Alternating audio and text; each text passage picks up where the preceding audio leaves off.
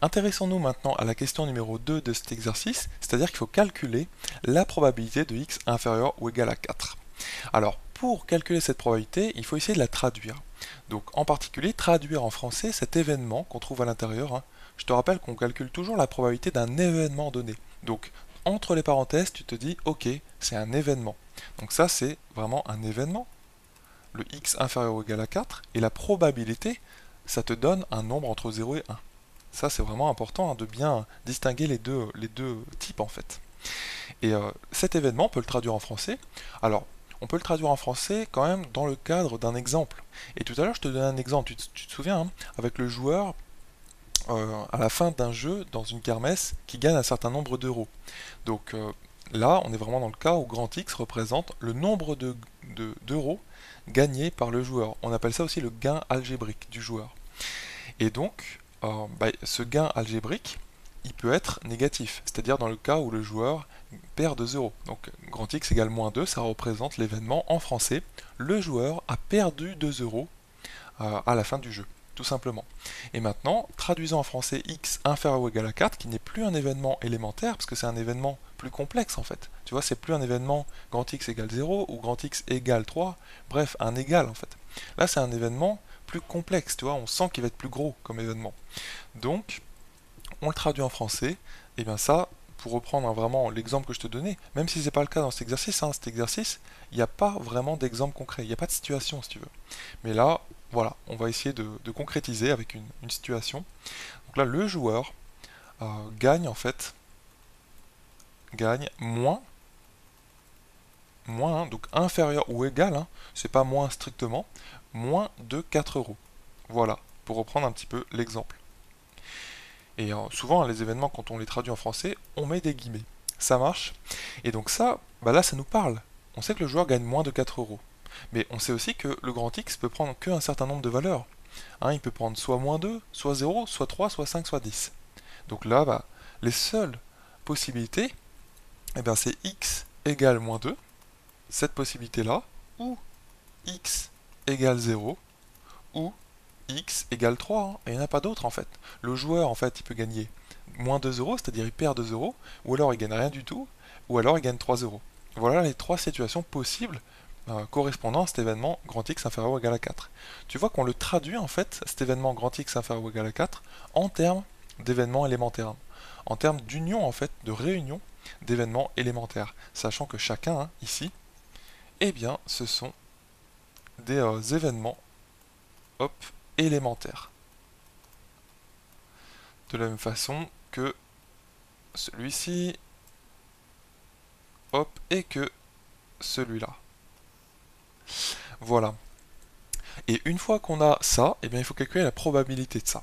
Alors comment faire? En fait, ici, on va pas trop se prendre la tête entre guillemets, parce que ça va être assez simple en fait. Tu vois, pour calculer la probabilité d'événements qu'on appelle incompatibles, parce que là, on a vraiment trois événements qui sont incompatibles. Et pourquoi ces événements sont incompatibles?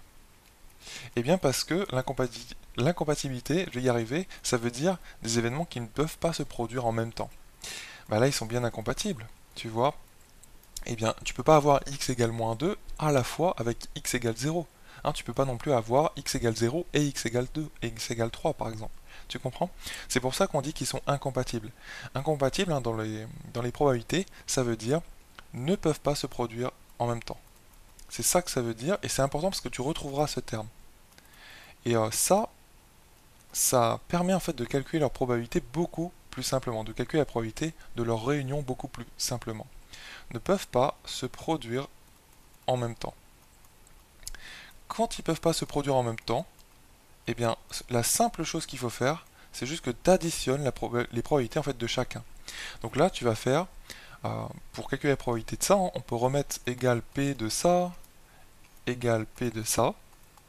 Eh bien, pour calculer la probabilité de tout ça, il suffit juste de remplacer les ou par des plus, entre guillemets, entre les probabilités.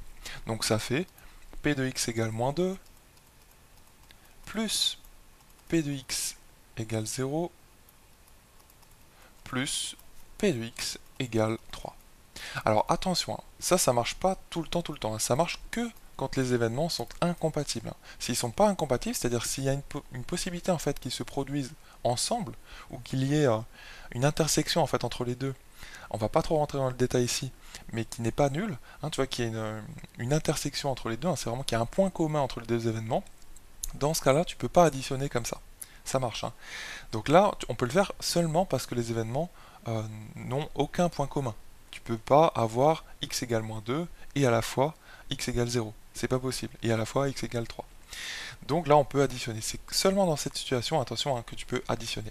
Donc là, le calcul revient à quelque chose de très simple. Il suffit de prendre les trois premiers nombres et de les additionner. Hein. Tu te souviens, P0 d'ailleurs, on avait trouvé 0,225 de la même façon que P5.